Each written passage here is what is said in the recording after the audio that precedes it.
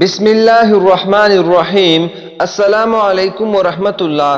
حضرت عمر بن عبدالعزیز رحمۃ اللہ علیہ کو قبر کی پکار۔ حضرت عمر بن عبدالعزیز رحمۃ اللہ علیہ ایک جنازے کے ساتھ تشریف لے گئے اور قبرستان میں پہنچ کر علیحدہ ایک جگہ بیٹھ کر کچھ سوچنے لگے۔ کسی نے عرض کیا، امیر المؤمنین، آپ اس جنازے کے ولی تھے، آپ ہی علیحدہ بیٹھ گئے؟ فرمایا، ہاں، مجھے ایک قبر نے آواز دے دی اور مجھ سے یوں کہا کہ اے عمر بن عبدالعزیز، تو مجھ سے یہ نہیں پوچھتا کہ میں ان آنے والوں کے ساتھ کیا کیا کرتی ہوں؟ میں نے کہا، ضرور بتا۔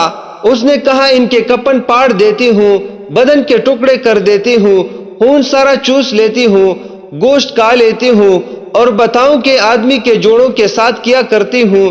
مونڈوں کو باہوں سے جدا کر دیتی ہوں اور باہوں کو پنجوں سے جدا کر دیتی ہوں، اور سرینوں کو بدن سے جدا کر دیتی ہوں، اور سرینوں سے رانوں کو جدا کر دیتی ہوں، اور رانوں کو گھٹنوں اور گھٹنوں کو پنڈلیوں سے اور پنڈلیوں کو پاؤں سے جدا کر دیتی ہوں۔ یہ فرما کر عمر بن عبدالعزیز رونے لگے اور فرمایا کہ دنیا کا قیام بہت تھوڑا ہی ہے اور اس کا دھوکہ بہت زیادہ ہے۔ اس میں جو عزیز ہے وہ آخرت میں ذلیل ہے، اس میں جو دولت مند ہے وہ آخرت میں فقیر ہے۔ اس کا جوان بہت جلد بوڑھا ہو جائے گا، اس کا زندہ بہت جلد مر جائے گا۔ اس کا تمہاری طرف متوجہ ہونا تم کو دھوکے میں نہ ڈال دے، حالانکہ تم دیکھ رہے ہو کہ کتنی جلد منہ پھیر لیتی ہے، اور بے وقوف وہ ہے جو اس کے دھوکے میں پھنس جائے۔ کہا گئے اس کے وہ دل دادا جنہوں نے بڑے بڑے شہر آباد کیے، بڑی بڑی نہریں نکالی، بڑے بڑے باغ لگائے، اور بہت تھوڑے دن رہ کر سب کو چھوڑ کر چل دیے۔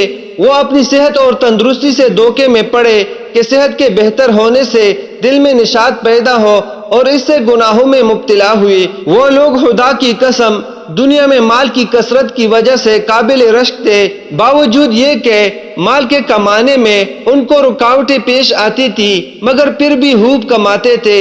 ان پر لوگ حسد کرتے تھے، لیکن وہ بے فکر مال کو جمع کرتے رہتے تھے اور اس کے جمع کرنے میں ہر قسم کی تکلیف کو خوشی سے برداشت کرتے تھے۔ لیکن اب دیکھ لو کہ مٹی نے ان کے بدنوں کا کیا حال کر دیا اور خاک نے ان کے بدنوں کو کیا بنا دیا، کیڑوں نے ان کے جوڑوں اور ہڈیوں کا کیا حال بنایا، اور وہ لوگ دنیا میں اونچی اونچی مسہریوں پر، اونچے اونچے فرش اور نرم نرم گدوں پر نوکروں اور خادموں کے درمیان آرام کرتے تھے۔ عزیز و اقارب، رشتہ دار اور پڑوسی ہر وقت دلداری کو تیار رہتے تھے، لیکن اب کیا ہو رہا ہے؟ آواز دے کر ان سے پوچھ کہ کیا گزر رہی ہے۔ غریب امیر سب ایک میدان میں پڑے ہوئے ہیں۔ ان کے مالدار سے پوچھ کہ اس کے مال نے کیا کام دیا، ان کے فقیر سے پوچھ اس کے فقر نے کیا نقصان دیا۔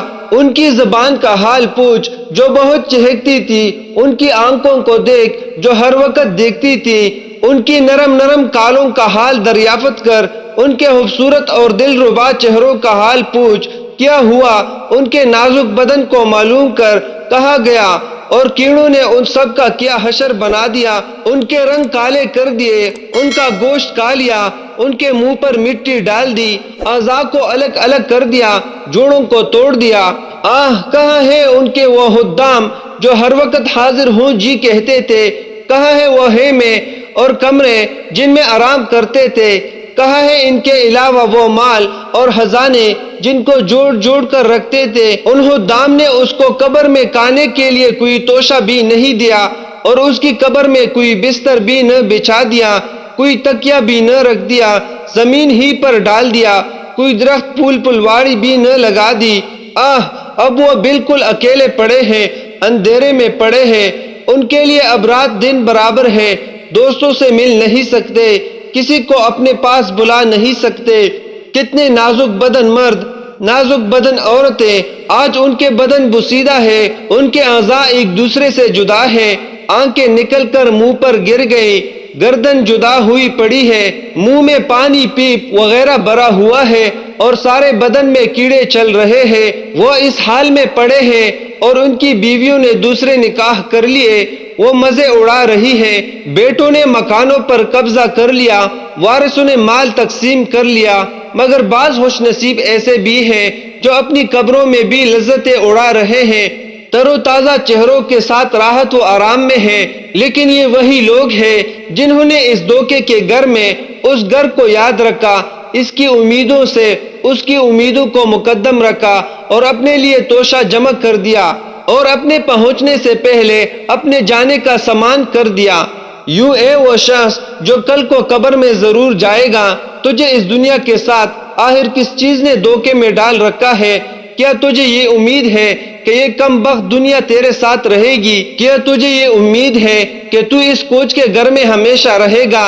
تیرے یہ وسیع مکان، تیرے باغوں کے پکے ہوئے پل، تیرے نرم بسترے، تیرے گرمی سردی کے جوڑے، یہ سب کے سب ایک دم رکھے رہ جائیں گے۔ جب ملک الموت آ کر مسلط ہو جائے گا، کوئی چیز اس کو نہ ہٹا سکے گی، پسینوں پر پسینے آنے لگیں گے، پیاس کی شدت بڑھ جائے گی اور جان کنی کی سختی میں کروٹیں بدلتا رہ جائے گا۔ افسوس، صد افسوس، اے وہ شخص جو آج مرتے وقت اپنے بھائی کی آنکھ بند کر رہا ہے، اپنے بیٹے کی آنکھ بند کر رہا ہے، اپنے باپ کی آنکھ بند کر رہا ہے، ان میں سے کسی کو نہلا رہا ہے، کسی کو کفن دے رہا ہے، کسی کے جنازے کے ساتھ جا رہا ہے، کسی کو قبر کے گڑھے میں ڈال رہا ہے۔ کل کو تجھے بھی یہ سب کچھ پیش آتا ہے۔ اور بھی اس قسم کی باتیں فرمائی، پھر دو شعر پڑھے جن کا ترجمہ یہ ہے: آدمی ایسی چیز کے ساتھ خوش ہوتا ہے جو عنقریب پناہ ہونے والی ہے، اور لمبی لمبی آرزوؤں اور دنیا کی امیدوں میں مشغول رہتا ہے۔ اے بے وقوف، خواب کی لذتوں سے دھوکے میں نہیں پڑا کرتے۔ تیرا دن سارا غفلت میں گزرتا ہے اور تیری رات سونے میں گزرتی ہے، اور موت تیرے اوپر سوار ہے۔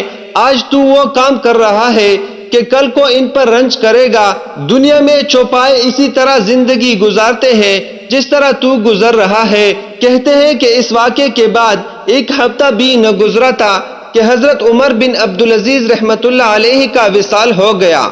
اللہ تعالیٰ سے دعا ہے کہ قبر کی دردناک عذاب سے ہمیں اپنی حفظ و امان میں رکھے۔ آمین ثم آمین۔